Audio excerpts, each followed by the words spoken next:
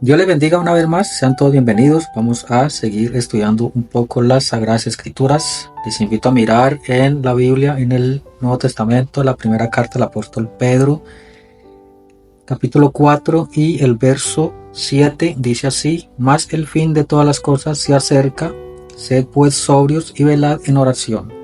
Allí entonces nuestro Señor nos está invitando a través del apóstol Pedro que debemos de vigilar todas estas cosas porque vemos que la venida del Señor Jesucristo está cerca y vemos entonces todos estos acontecimientos que están pasando para este tiempo del fin. Ahí vemos entonces una profecía más que se está cumpliendo acerca de este nuevo Papa que subió, el cual se hace llamar León XIV, que es importante mirar porque en las escrituras también nos muestra allí el verdadero león, porque hay un león de la tribu de Judá que venció, y ahí se nos muestra entonces al Señor Jesucristo, ¿sí? Entonces siempre también hay uno que personifica a Dios y a Jesucristo. Entonces estamos viendo que siempre las dos vidas, la verdadera y la falsa, caminan en paralelo, y entonces ahí podemos ver allí el león de la tribu de Judá, pero también hay otro león que anda como león rugiente, ¿sí? Buscando a quien devorar, porque miramos allí también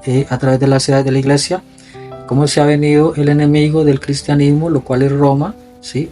La iglesia romana, que se unió allá bajo el concilio de Nicea, porque estamos a bordo también de que ellos están queriendo conmemorar 1700 años con el nuevo Papa que subió, el Papa León XIV. Entonces vamos a mirar un poco el historial de lo que son todos estos leones, todos estos papas que han venido por las edades.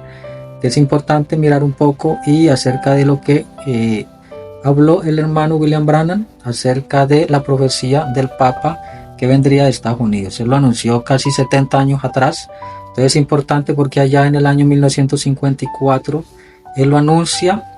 Y en el año 1955 nace allí en Chicago este Papa que fue ascendido ahorita por la Iglesia Católica. Entonces allí miramos este Papa León, uno que fue pontífice allí en el año 440. Entonces es muy importante ver que en el año 440 él reinó hasta el 461, fue Papa allí, y fue algo que logró que Atila desistiera de invadir Italia en 452. Recordamos entonces a Atila, que fue un gran guerrero que vino a pelear contra ese imperio, sí, porque allí también había persecución sobre los cristianos y era el tiempo también del ángel de Dios, los primeros ángeles de Dios que fueron Ireneo y también Martín de Tours, porque de allí iba a empezar también el concilio mundial de iglesias, porque eso es lo que también se viene ahorita, un concilio mundial de iglesias, y allá lo hubo en el año 325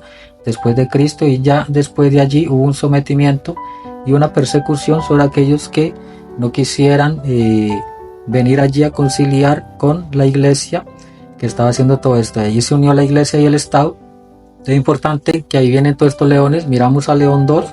León II se dice que fue Papa de la Iglesia en el año 682, ¿sí?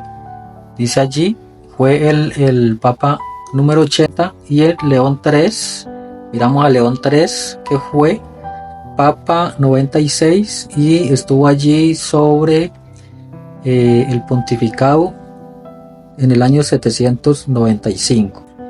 Y miramos León IV, porque León IV también dice que fue el 103 Papa de la Iglesia Católica y estuvo allí al frente en el año 847 a 855. Todo esto es dentro de la edad del oscurantismo. Es importante porque la edad del oscurantismo, según las 7 edades de la Iglesia que estamos estudiando un poco, empezó en el año 606. Entonces estos leones de papas que reinaron fueron dentro de la edad del oscurantismo. Allí se viene el León V, que reinó en el 903 también. León VI, un breve resumen de lo que es todo esto, porque esto es importante.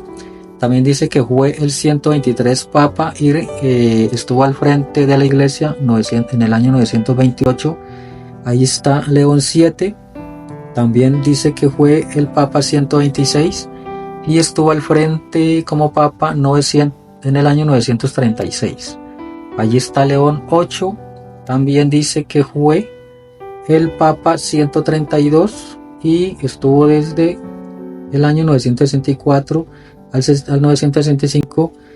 Estuvo allí en un año. Dice que León 9 fue también el Papa 152 y estuvo en el año 1049 hasta el 1054. Entonces allí miramos a este León 10, porque este León 10 es importante porque ya se viene el tiempo, cuando después que pasa el tiempo del oscurantismo, allí la iglesia realmente reinó casi 900 años, más de 900 años, y hasta que salió uno que fue muy importante, el cual fue escogido por Dios, que fue Martín Lutero. Entonces fue el ángel, el quinto ángel, porque estamos estudiando también la edad de Sardis, porque la edad de Sardis es importante porque allí se vino también lo que fue la reforma. Entonces vamos a leer aquí en las 7 edades de la iglesia. En la edad de Sardis, el párrafo 13 dice: por lo tanto, cuando León X llegó a ser papa y Juan Tesel vino vendiendo indulgencias para el pecado, ese fue el tiempo de las indulgencias y todas estas cosas para sacar las almas del purgatorio y todas estas cosas. Este papa se levantó para también construir la basílica de San Pedro.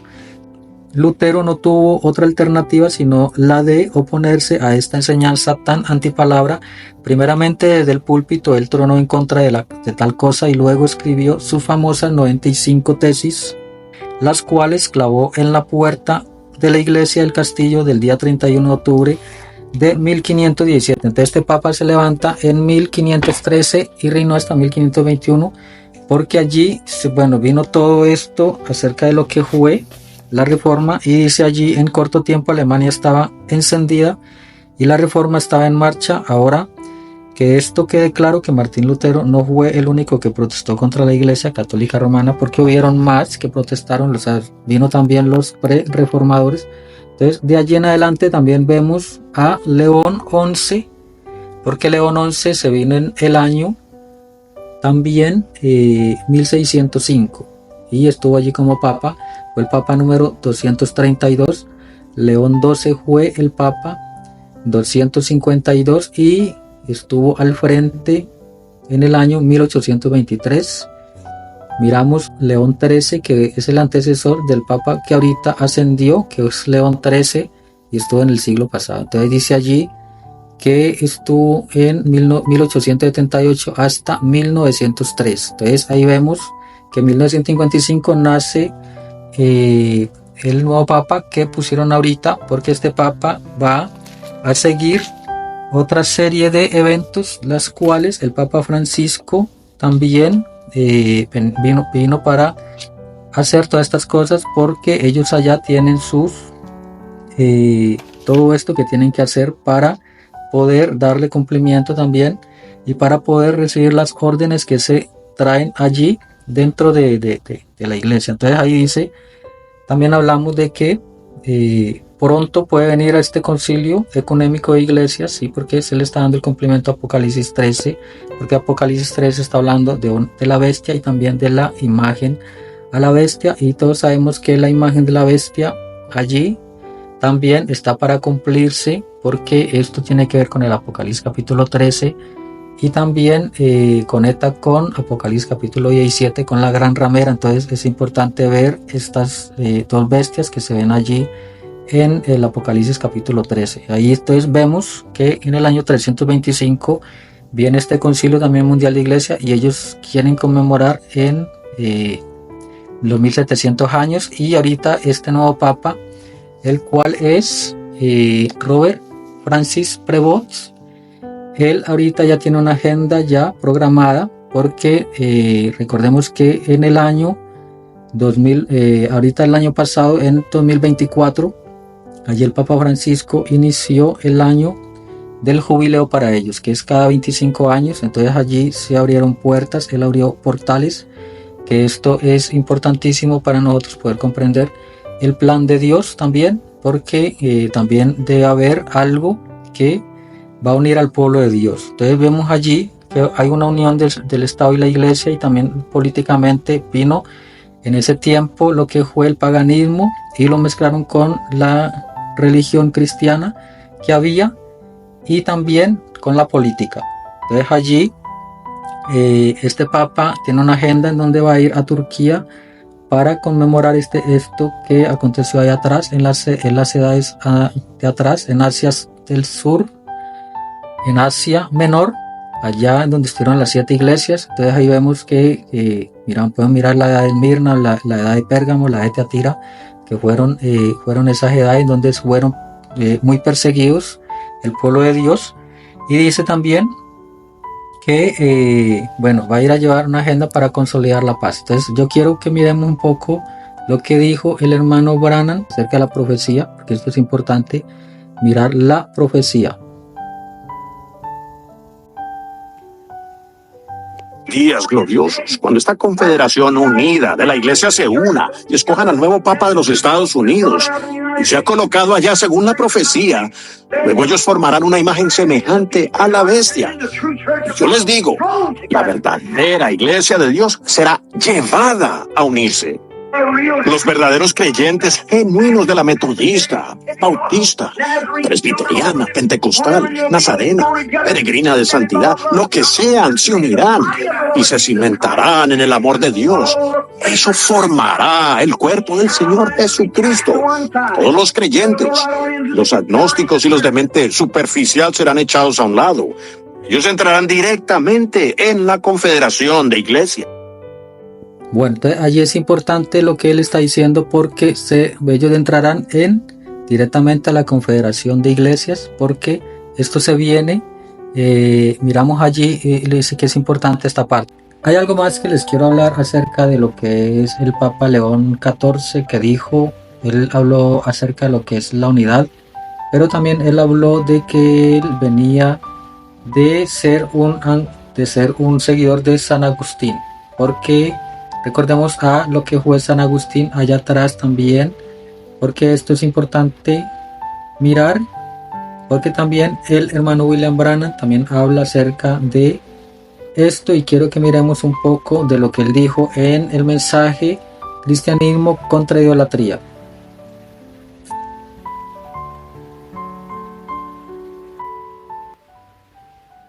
De 440 hasta 461. Él pensó que estaba haciendo exactamente lo correcto.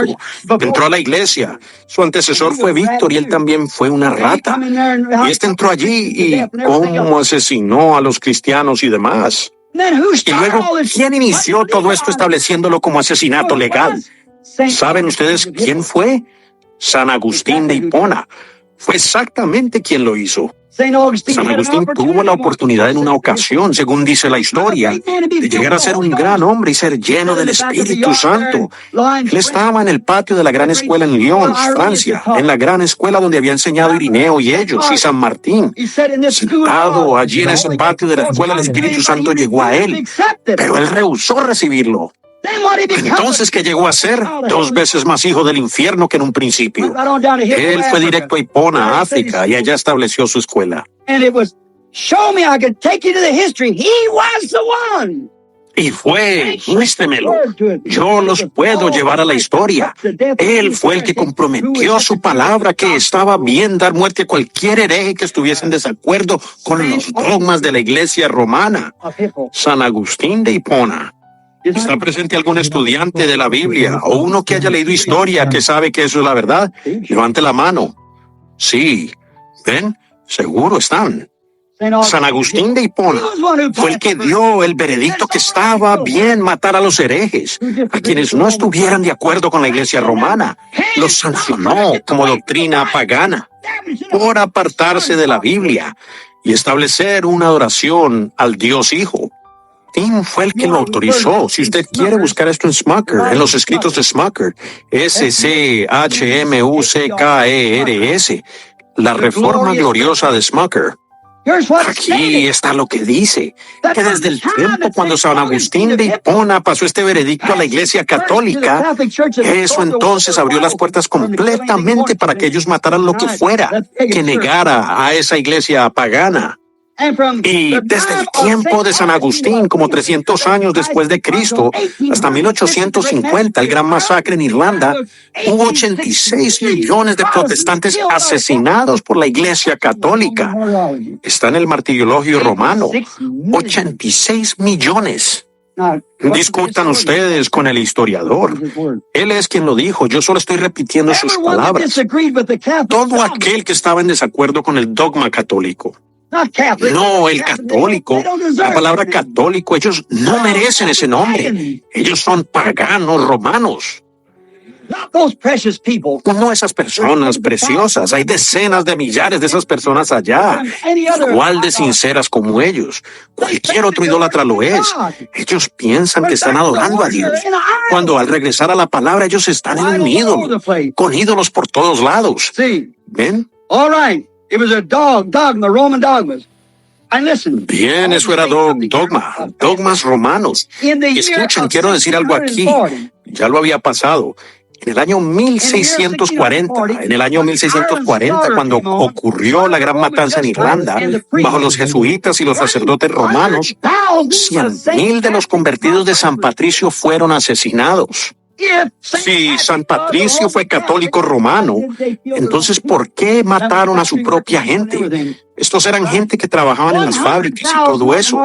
Correcto, 100,000 en el martirologio, que ellos mataron porque no estaban de acuerdo con su enseñanza. Yo he estado en algunas de las iglesias de San Patricio en el norte de Irlanda. Sí, señor, he tenido el privilegio de verla. Solo era un viejo armazón. Ellos no tenían esos ídolos allí puestos, ni les vaciaban esas cosas en los pies, ni tampoco pagaban para que esas personas bajaran a meterse en ese ídolo. María, salve, María, Madre de Dios. Es lo mismo que ellos hacían con Astarte, encantando el espíritu de María. Miramos también lo del Papa Francisco, porque él empezó este año del jubileo y vemos que este nuevo Papa está siguiendo esa agenda que él empezó, porque él empezó allá en el 2024, en la noche de Navidad para ellos. Allí empezó en el 2024, él abrió un portal que fue este portal de un ritual de apertura de la Puerta Santa. Entonces vamos a estar mirando que en este 2025 todas estas cosas se van a llevar a cabo. Entonces dice allí que él inició el jubileo allí y esto fue dedicado al perdón y a la reconciliación. Entonces es importante porque parece ser que ellos allí abren portales, porque ellos tienen sus rituales, tienen su adoración a todas estas cosas que traen de atrás. Entonces allí vemos también un poco lo que hizo el Papa acerca de cuando abrió estos portales, esta puerta, la Puerta Santa. Entonces vemos allí unas placas que son de bronce, estas placas, las cuales están representando varias cosas, y dice allí, la primera son 16 placas de cobre que están allí representadas. Para ellos las tienen allí como algo representativo, pero esto tiene un trasfondo. O también dice que estas puertas que se abren, estos van y abren el inframundo, abren muchas cosas más que ellos tienen allí en la ciudad que se asienta sobre 7 montes. Entonces ahí ya todos sabemos cuál es esa ciudad, la del Vaticano. Entonces ahí miramos la primera placa que habla acerca de la creación de Adán y Eva, la creación original, pero según ellos también, para ellos es un despertar de la conciencia. Y vemos que en la segunda placa está el pecado original o la caída de Adán y Eva, está representada allí, pero vemos que ellos lo tienen como un pacto entre el hombre y las fuerzas del más allá. Entonces todo esto tiene un trasfondo, todo esto tiene algo representativo para ellos, sino que ellos lo ponen siempre el cristianismo por delante. En la tercera se habla de la expulsión del paraíso y hablan que también es el conocimiento del poder perdido. La cuarta placa habla de la redención, la promesa de un Salvador. Entonces allí en este también tienen un pacto que es oculto para ellos y ellos abren portales. Hay un cambio para ellos por la salvación.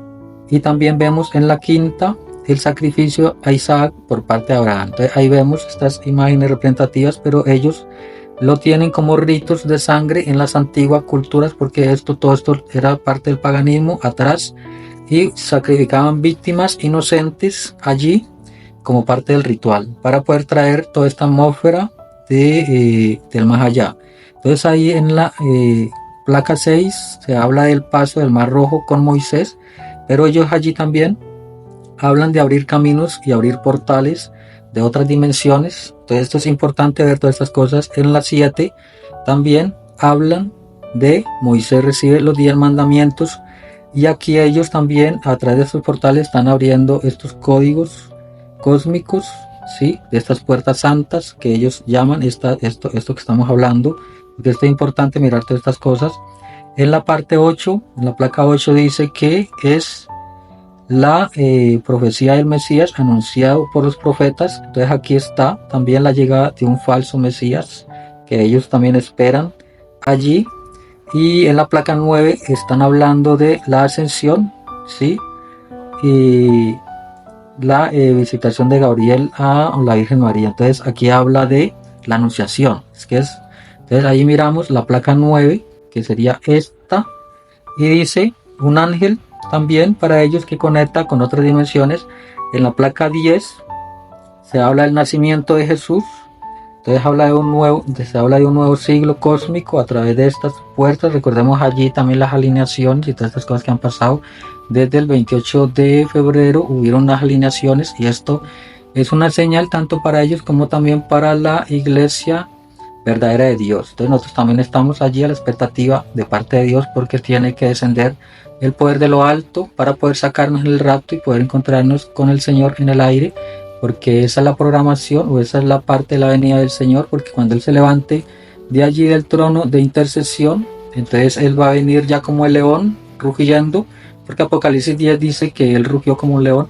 Entonces ahí miramos el ángel del pacto, miramos todas esas cosas, Él viniendo y subiendo a su iglesia, porque el anticristo o el espíritu del diablo desciende sobre un hombre y se encarna en un hombre. Entonces esto es importante ver todas estas cosas, vigilarlas para hoy, porque es el enemigo de nosotros, porque siempre ha sido religioso. Entonces Mateo 24 dice que engañaría si fuera posible a los mismos escogidos.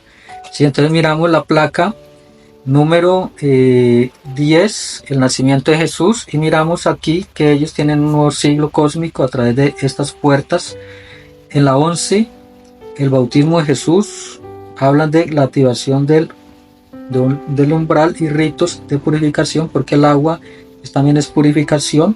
Y en el 12 es la crucifixión de Jesús, también de sellar pactos con energías desconocidas. Todas estas cosas ellos las traen de atrás, ¿sí? Por eso estas puertas santas que ellos hablan, esto es allá, solamente ellos son los que conocen todo lo que hay allí bajo detrás de puertas allí con ellos. Y allí en la 12 dice también la crucifixión de Jesús. Entonces dice que el sellar los pactos con energía desconocida. La 13 también habla de la resurrección de Jesús, la victoria hacia un portal a la eternidad. También ellos se conectan, traen todas estas cosas que los conectan.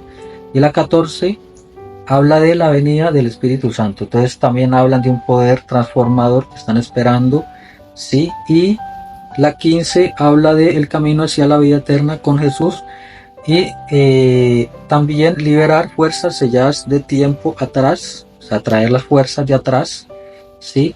Para liberarlas y para traerlas hoy. Por eso es que todas estas cosas vienen, ¿sí? Vendrán espíritus y se apoderarán de las gentes en ese tiempo, cuando la Biblia le dé el cumplimiento. Entonces dice, en la 16, que es la última placa, que fue la glorificación final, habla de la conciliación, de un poder que se trasciende en ellos. Entonces esto es importante mirar y vigilar un poco, un breve resumen de esto de los leones que han venido por la historia también, porque vemos que no solamente el hermano William Branham anunció esta profecía, porque él ha hablado muchas más profecías de parte de Dios, que desde el año 1933 dijo que se cumplieron, y otras que están por cumplirse, Entonces vemos allí y cómo es importante todas estas cosas, porque este año es decisivo y el pueblo de Dios tiene que estar preparado para todas estas cosas, y estos eventos van a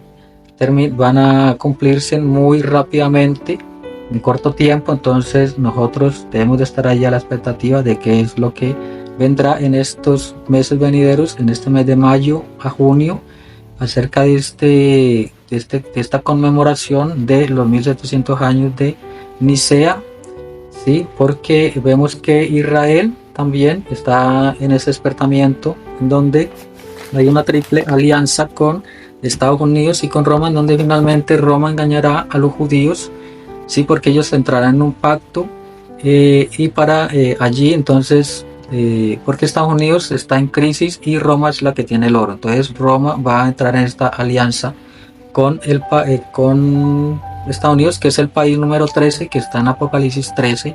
Entonces es importante todo esto, el final, cómo se va desenvolviendo y cómo nosotros, a través de la luz del mensaje que se nos ha dado, podemos comprender todas estas cosas. Entonces vamos a seguir estudiando un poco más acerca de todas estas cosas, acerca de las 7 edades de la iglesia, porque estamos estudiando un poco acerca de lo que es la idolatría con el cristianismo y todas estas cosas, cómo se han venido en paralelo y cómo vemos hoy también que estas cosas están acercando para el pueblo de Dios. Entonces, una vez más, el Señor Jesucristo les continúe bendiciendo a cada uno de ustedes.